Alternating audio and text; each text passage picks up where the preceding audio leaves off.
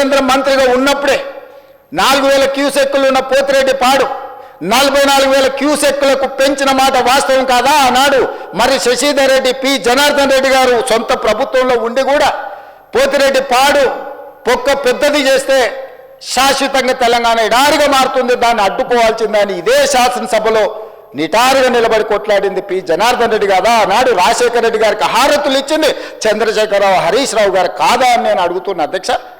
ఆనాడు మంత్రివర్గంలో ఉన్న మీరు, ఆనాడు కడప జిల్లా ఇన్ఛార్జ్ మంత్రిగా ఉన్న నాయన నరసింహారెడ్డి గారు, మీరు శాశ్వతంగా తెలంగాణ హక్కులను తాకట్టు పెట్టి తెలంగాణ ఎడారిగా మార్చి నా పాలమూరును, నల్లగొండను, రంగారెడ్డి జిల్లాను వలసల జిల్లాలుగా మార్చి, ఫ్లోరైడ్ జిల్లాలుగా మార్చి ఈ రైతులను పొట్టన పెట్టుకున్నది మీరు కాదా?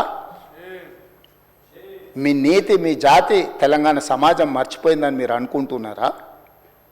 ఆనాడు మేము లేమా ఈ సభలలో?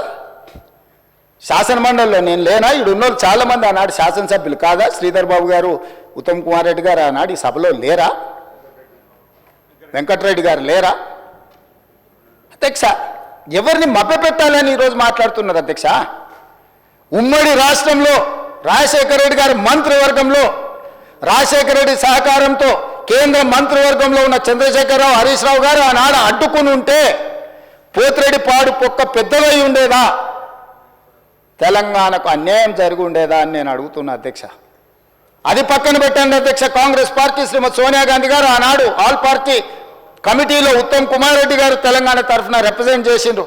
అఖిల పక్షాన్ని పిలిచినప్పుడు కేంద్ర హోంశాఖ తెలంగాణ రావాలి అని వారు వాదనలు వినిపించిన తర్వాత జూన్ 2, 2014 నాడు తెలంగాణ రాష్ట్రం ఏర్పడ్డ తర్వాత ఆనాడు ఉమ్మడి రాష్ట్రంలో 2011, 12లో కిరణ్ కుమార్ రెడ్డి గారి మీద ఒత్తిడి తీసుకొచ్చి పాలమూరు రంగారెడ్డి ఎత్తిపోతల కోసం, సర్వే కోసం, నిధుల కోసం, ప్రాజెక్టుల కోసం ఈరోజు డీకే అరుణ గారు బీజేపీలో ఉండొచ్చు గాక, డీకే అరుణ గారు, చిన్నారెడ్డి గారు, మల్లు రవి గారు కొట్లాడి ఆనాడు జీవో దీపించి రోజుకు 2 టీఎంసీల ప్రకారం జూరాల నుంచి నీళ్లు తరలించాలి పాలమూరు రంగారెడ్డి కానీ ప్రాజెక్టును ఆమోదింపజేసింది నిజం కాదా అధ్యక్ష? ఆ రోజు తమరు కూడా ఉన్నారు కదా అధ్యక్ష. తెలంగాణ రాష్ట్రం ఏర్పడ్డ తర్వాత పాలమూరు రంగారెడ్డి ఎత్తిపోతల పథకాన్ని జూరాల నుంచి నీళ్లు తీసుకునే విధానం మీద పెద్దలు చిన్నారెడ్డి గారు ఇదే సభలో మాట్లాడితే చిన్నారెడ్డి గారిని ఏ రకంగా దూషించిండో ఈ సభనే సజీవ సాక్షి. చంద్రశేఖరరావు గారు ఇక్కడనే నిలబడి చిన్నారెడ్డిని అవమానించిన మాట వాస్తవం కాదా?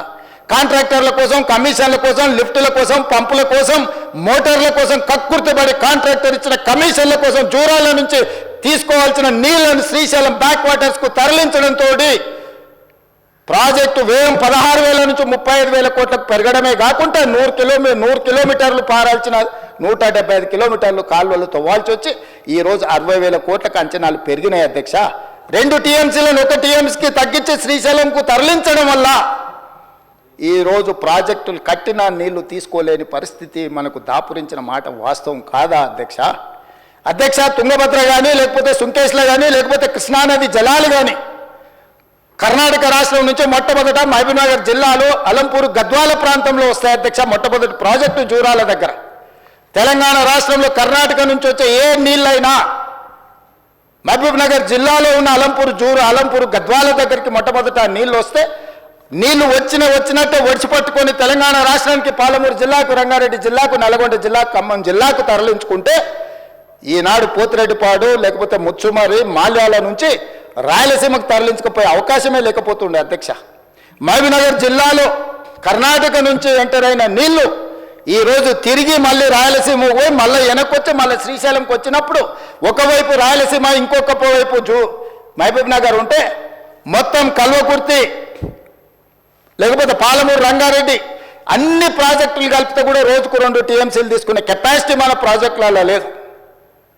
ఇవాళ ఎస్ఎల్బీసీ ఆనాడు రాజశేఖర రెడ్డి గారు ఉన్నప్పుడు ఫ్లోరైడ్ జిల్లా అయిన నల్గొండ జిల్లాకు 3,60,000 ఎకరాలకు గ్రావిటీతో నీళ్లు ఇవ్వాలని ఎస్ఎల్బీసీని ఆనాడు 2,000 కోట్లతో ప్రారంభిస్తే ఆనాడు దాదాపుగా 20 పైగా కిలోమీటర్లు ఉమ్మడి రాష్ట్రంలో టన్నెల్ తవ్వుతే నువ్వు తెలంగాణ వచ్చిన తర్వాత 4 ఏళ్లలో పూర్తి చేయాల్సిన ప్రాజెక్టును 10 ఏళ్ళైనా పూర్తి చేయక 10 కిలోమీటర్లు పక్కన పెట్టి ఈరోజు శాశ్వతంగా నల్గొండ జిల్లాను ఫ్లోరైడ్లో ముంచి అక్కడి రైతుల చావులకు కారణం నువ్వు.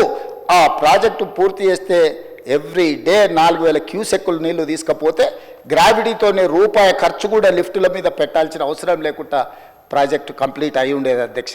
ఇవాళ జరిగిన ఎస్ఎల్బిసి ప్రమాదానికి ఆ 8 మంది చావులకు నువ్వు కారణం కాదా? వాటి వివరాలు నేను మళ్ళీ చెప్తా అధ్యక్ష. అలాంటిది పాలమూరు రంగారెడ్డి ఎత్తిపోతలు తెలంగాణ రాష్ట్రం వచ్చినాక ప్రారంభించి 10 సంవత్సరాలైనా నువ్వు పూర్తి చేయలేదు.